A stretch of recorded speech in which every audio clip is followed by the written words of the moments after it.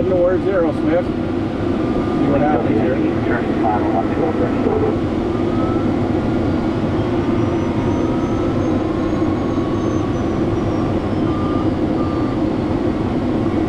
Wind going across so far.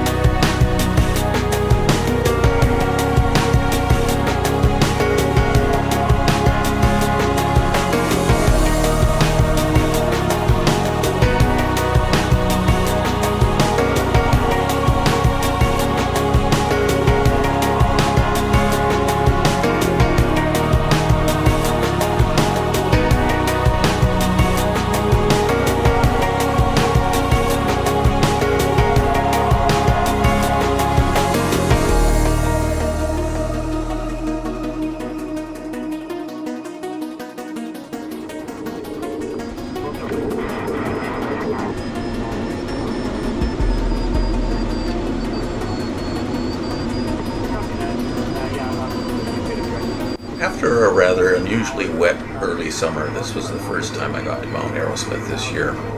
I spent about 20 minutes cruising around the area around Arrowsmith, and I decided to see if I could make it to Comox Lake, 60 kilometers to the northwest.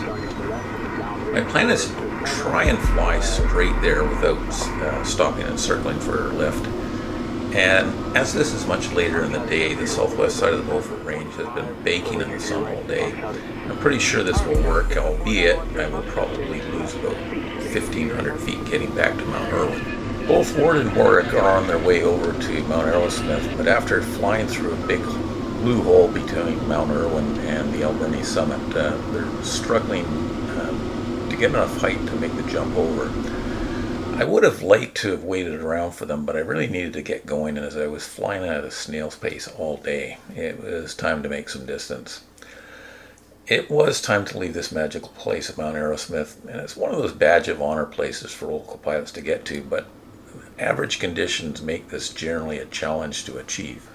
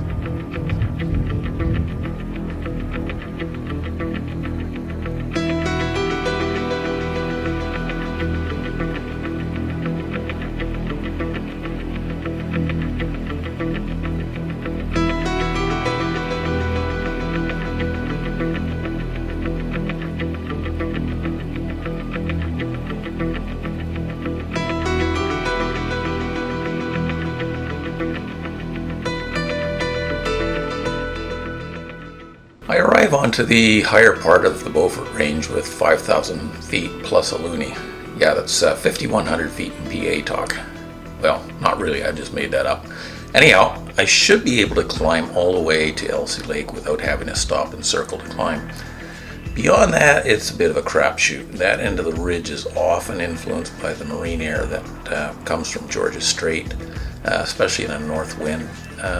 Typically, cloud bases can be 500 to 1,000 feet lower on that end of the ridge compared to the rest of the range.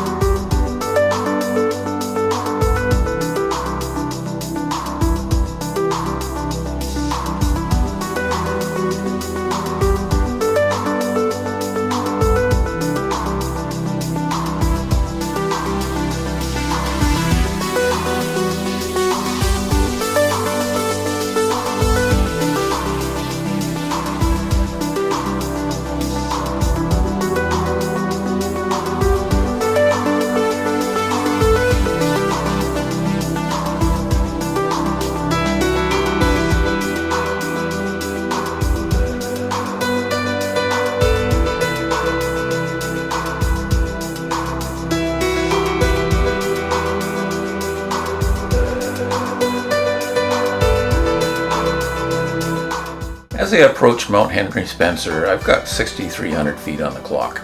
If I can maintain this, I should be able to tag Comox Lake without a climb. Although I'm having doubts about this because the lift can get a little soft the closer you get to Comox Lake.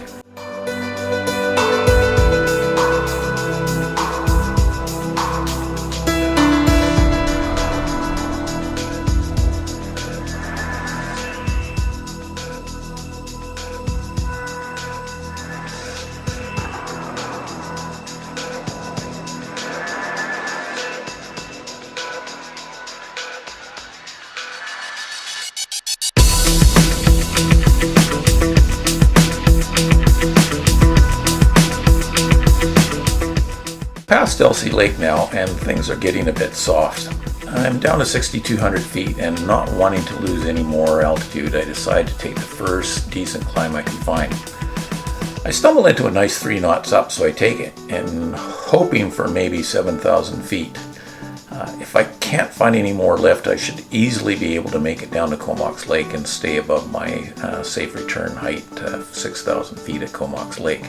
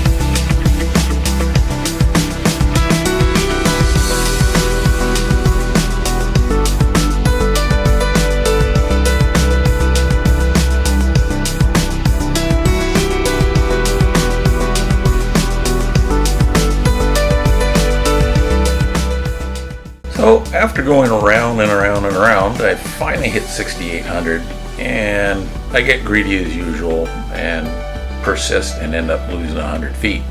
Tempting fate, of course. I try for higher again. I gain another 50 feet, but I'm already just wasting a lot of time, so I decide to leave and try and tag Comox Lake.